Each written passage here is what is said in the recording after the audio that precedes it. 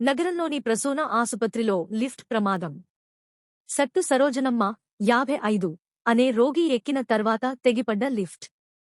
మహిళకు తీవ్ర గాయాలు, చికిత్స పొందుతూ మహిళ మృతి. ముదిగొండ మండలం వనవారి కృష్ణాపురం గ్రామానికి చెందిన మహిళగా గుర్తింపు. గుండె సంబంధిత వ్యాధికి చికిత్సకే ఆసుపత్రికి వచ్చిన మహిళ. గుండెకు స్టంట్లు వేశాక లిఫ్ట్లో తీసుకుని వెళ్తుండగా ఒక్కసారి కింద పడిన లిఫ్ట్.